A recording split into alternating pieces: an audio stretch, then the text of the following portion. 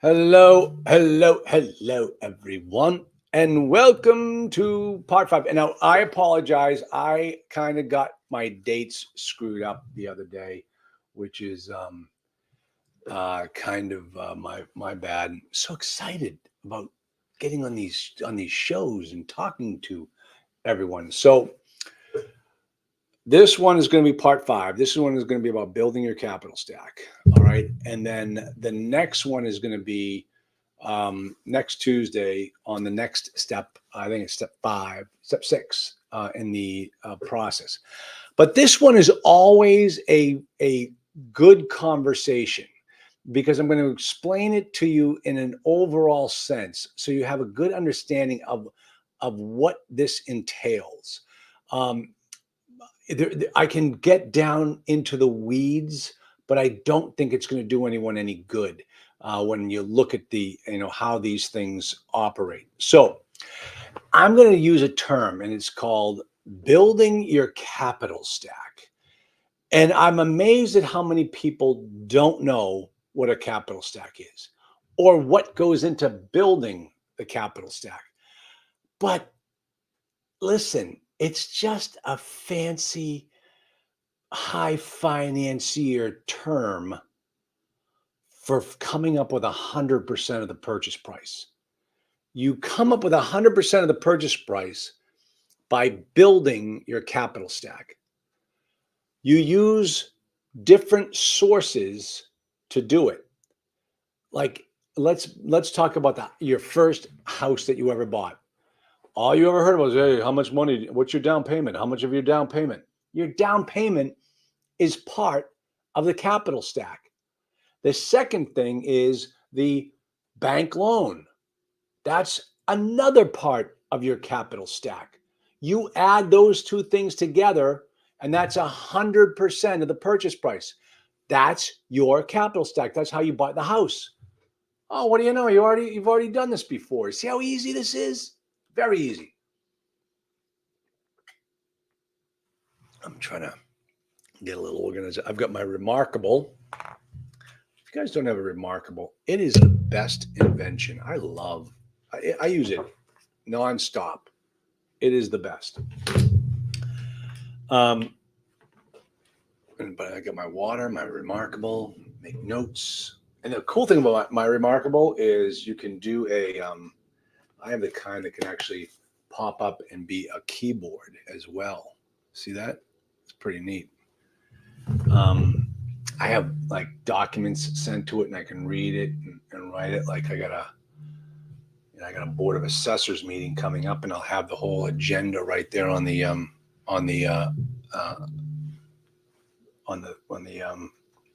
the pop up, and I look so professional. Oh, they used to be. You used to be able to watch me on the board of assessors, but they changed the way. You got to have like the local cable access news. Maybe there's a feed. I was wondering if there was. I would send it out to my list and watch me perform on the board of assessors in my hometown. Okay, so let's talk about the two other predominant makeups of the capital stack. There are two elements. There's debt and there's equity. Ooh, now I'm getting really technical. No, come on. The debt is something that you get from a lender. I'm using that a broad term lender, and I'm not just saying a bank, because the lender could be a private lender, and that's part of your capital stack. But it comes in the form of debt, and debt is cheaper or could be cheaper than equity, but it carries more risk. So here's what I mean. You go out to the bank, and they're going to give you terms of your loan, and those terms you're going to have to pay. And if you can't pay them, you lose the property. Well, on the equity side, there isn't a right of foreclosure because of the equity instrument. There could be. I mean, there's an exception to every rule. But if you have great returns, then the person who holds the equity makes more money than the bank would. But if you don't make the money, the equity holder loses everything. See, risk versus reward. No different in this explanation. So let's focus on the debt. Now, when you're looking to acquire multifamily property, you've really got two types of debt. You've got what I call the government sponsored debt, GSEs, government sponsored entities. And then you have what I call Frank's Bank. That's pretty much everybody else. So here's what happens. When you are going to look at a property, you can tell right away how you will be able to source debt for that property. And here's what I mean. When you look at it, if it's a rundown C-class property in a secondary market that's having, that was built in the 1970s, well, you're not going to get nice lending terms on that property. That's a tough property. The GSEs, the government sponsored entities, don't want to have anything to do with those types of properties. Most of the time. There are exceptions to every rule, except for one. So in that case, you're going to look at Frank and Frank's Bank and see what Frank can do with coming up with terms that you'll be able to live with. If it's a nicer property, Class A, Class B, some cases C plus, that's more than $3 million purchase price, that has 90% occupancy for the last 90 days, the government-sponsored entities are going to be interested in that type of loan. And so that's where you're going to start looking for the debt component of your capital stack. So the difference is between the two are in the terms and also in the nature of the loan. I'll explain in a moment. So the terms, if you're looking at a government-sponsored entity, the nice thing about those guys is they give you really good terms. They give you like a very competitive interest rate. They will give you up to, let's say, 80% loan to value, though we're not seeing much of that now. 80% loan to value. They will do a 30-year amortization on the property, so that really it's a very cost-effective way of doing business. And the biggest thing that they do is they will make their loan non-recourse. Non-recourse. So that's if the deal fails and you didn't cause it because of your malfeasance, your waste, waste in the property, your fraudulent activity. If you didn't cause any of the failures because of those things, well, then you're going to be able to walk away from that loan and not have to pay back any deficit. Non-recourse, pretty nice. And that's another thing, is like, it's not really non-recourse. It's more like partial non-recourse, because there are bad boy provisions like I just described that you have to understand. Okay, so that's how a government-sponsored entity works. Well, what happens if the property wouldn't qualify for one of those? You look at Frank's Bank. Well, Frank is a lot more conservative than the government. So he's going to charge a higher interest rate. He's going to give you a lower loan to value, and he's going to charge you a lower loan to value, higher interest rate, definitely recourse, or at least some form of partial recourse, and a shorter amortization period. A lot more expensive terms than you do get with a government-sponsored entity. Okay, so those are the two different types of loans that you can deal with. Now, I mentioned about the nature of the loan, the difference in the nature of loan between the two products. And here's how it goes. And this is personal and professional advice speaking.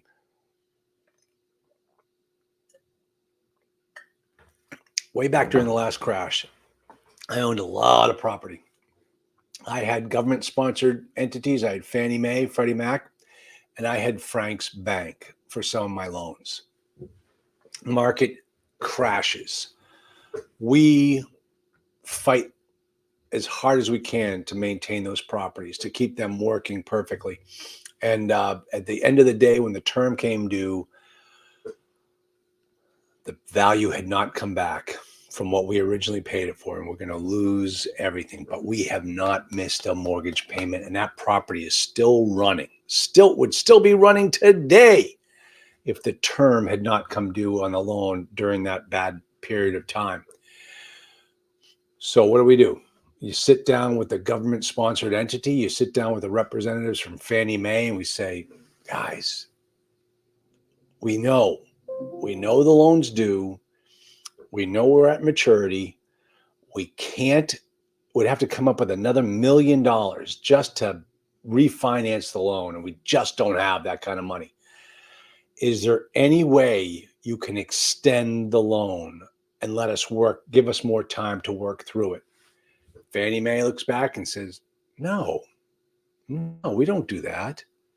Well, no, really, we just need more time. Yeah, we understand. That seems to be the way it's going for a lot of these people. We're just going to take the property back. You've been a fantastic customer, but hey, these things happen. And don't worry, it's non-recourse. We're not coming after you. You guys have done a fantastic job. And like, you're kidding. That's it? We're just walking away? Yeah, that's how it works. We can sign some paperwork and make it easy. Okay, so that was the end of it. Because you see, when you're dealing with a government-sponsored entity, you're not really dealing with a bank. You're dealing with a CMBS loan, a commercial mortgage-backed security. And it's not a bank, it's a security. It's not borrow money from a bank. You're actually using money that is securitized, by the property. But grandma put her CD in this investment, and now grandma wants her money back. And so they can't just rewrite it. They can't extend the term. They're not a bank. And so what happens then is, you just kind of walk away from the deal. And that's how it works. Now, I own property with Frank's bank. And so I sat down with Frank. I sat down with the president of the bank. And the president of the bank said, hey, I understand the situation you're in. We don't want the property back. And you've been a very good customer, and you're obviously taking good care of the property. We're going to restructure the note, and we're going to extend it, and we're going to make the terms such that they comply, and we'll help you through this deal. You're like, oh my gosh, this is why you pay more in interest. You pay a little bit more in the terms and the higher LTV, and all of these things end up benefiting you when you can sit down with the bank president and solve the problem. And that's the difference between the two types of loans that you could get for your multifamily property. Which one is best? I can't tell you. It all depends upon the particular deal. I was talking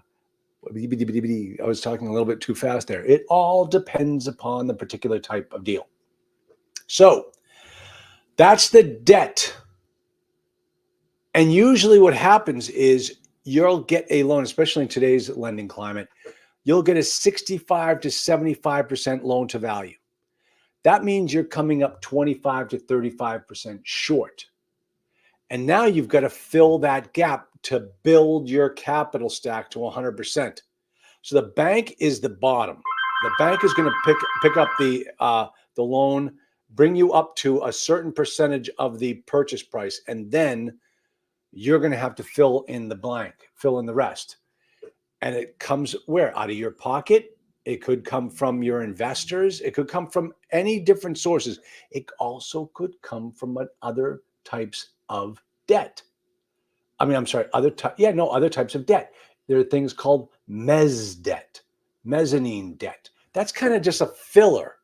But like right now in one of my deals, we're getting a loan from 65%. And we're getting a mezz debt piece that brings us up to 80. So we have to fill the 80% component to get to 100% of the capital stack. All right. So that equity component can be made up of debt and equity, or just all equity. It's highly unlikely that it's going to be all debt, because if it's all debt, you've got to now calculate your returns and the deal based upon 100% loan to see what your debt coverage ratio is on that property. And I'm telling you, folks, I don't care how good of a deal you negotiated. it's probably not so good that 100% loan, 100% debt on the purchase price is going to be able to be supported by the property. So you got to get out there and raise money. You got to get out there and friends and family, talk to people all the time, let them know what you're doing so you can go out there and raise the equity. Now, here's how the equity works. All right. What's happening is you are creating a business, XYZ company. An XYZ company has one product, and that product are leases. That XYZ company produces leases. And we can tell by how we've done our analysis what type of returns that product will be able to generate to our company. So if I want to be the only person in this company, I am going to be able to collect 100% of those returns. But the problem is I don't have the 20% that I need to finish my capital stack. So I have to take my new business out to the marketplace, to all my friends and family, and say, hey guys, I'm starting a new company. This is what we should expect in returns. Do you want to buy in? And here's how it works. And this is the easiest thing to understand. Typically, you have to figure out, based upon how good this business is going to be, as to how much of this company you can actually sell off to your friends and family and how much you get to keep. So the way it works is you're walking a fine line. It's a math problem at this stage. And it's also a sales problem because remember, this is a sales and marketing business. And in addition to the first sale you made in this business, which was an accepted offer on the part of the seller, the next sales job you have to do is to convince your friends and family and other investors to give you money to buy this company, to capitalize this company. So how do we do that? Well, we look to see how good this deal is. And remember how I said I did the work, I did the analysis? Well, what I came up with was I found out that this property, based upon the returns that I've calculated, will get let's say an easy 18% cash on cash return. It's going to get 18%. All right, great. 18%.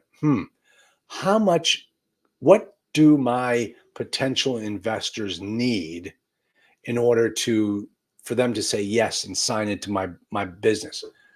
Well, 18%, 9% is a good return. What if I told my investors, if you come in, I will give you 9% of the returns, but it's going to cost you, and this is where you have to know how much money you need to close the deal, what that rest of that capital stack is. And I will sell off that component of my business to pay you a 9% return. This would be really nice if I had a board so I could draw it out for you. But that's how we do it. If the property generates a 6% return, well, I know your investors, they may like a 6% return if it's an incredibly stable investment and they're looking to park their money in a stable investment. And remember, this is just the cash on cash return. This is not the internal rate of return. The cash on cash return is what is all the money that we make in the course of a year.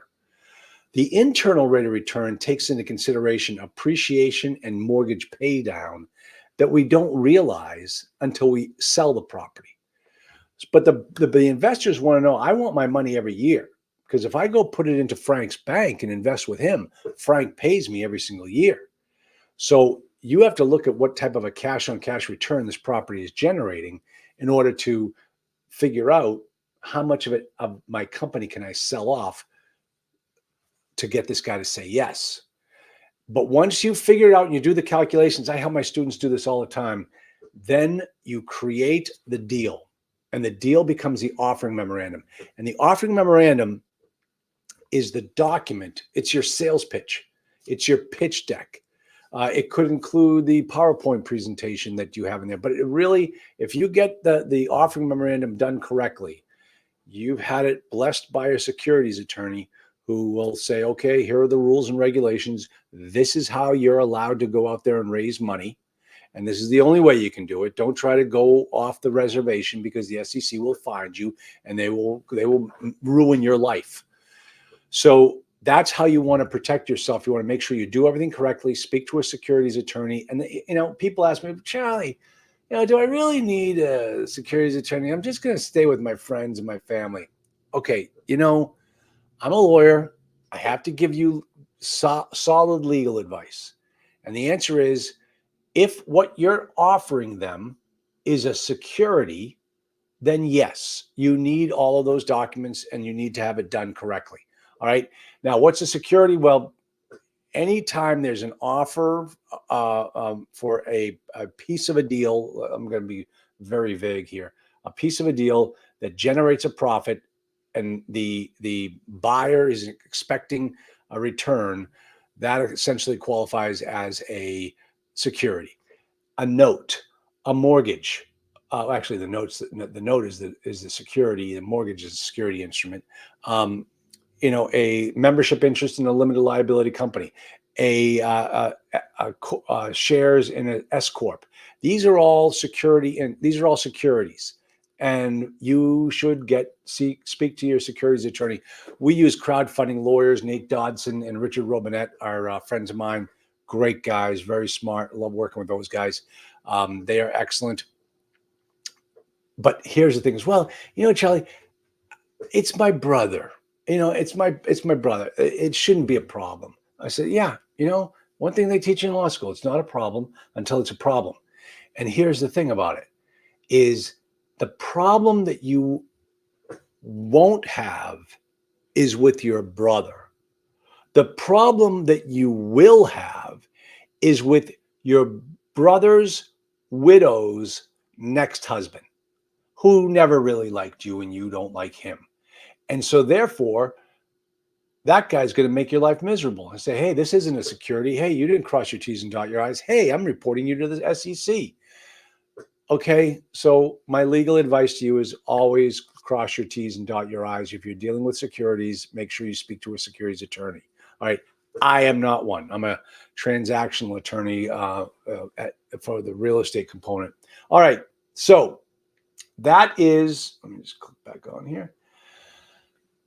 Once we decide how much money we need to raise and what the business can support in a return, we put together the deal, we put together the package, we go back and say, okay, this is how we're going to raise the money, and make sure you have the documents.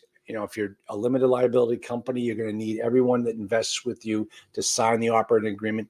You're going to need everyone that invests with you to sign the subscription agreement. You're going to need everybody to sign off on the OA, the subscription agreement. Why am I forgetting that last? The PPM. They'll see the PPM.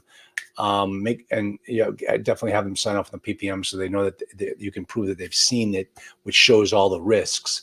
And so that's how you go out there and do these types of deals. Don't be intimidated by any of it. I can help you along through the whole entire process, but make sure you do everything correctly. You don't want to be that guy that tries to cut corners and it ends up coming home to bite you. So let me see. All right. So that's really it. That's how you build your capital stack. And this happens, remember, we completed the due diligence, and it usually starts up. You're going to be speaking with your lender before the end of the due diligence. You're going to be chumming the waters with your potential investors during the due diligence. But when the due diligence is over and the financing period, you're in the financing period, that's when you're going hog wild, going after building your capital stack to have that money at closing. So make sure you do it. Make sure you do it right. That is the next step in the process.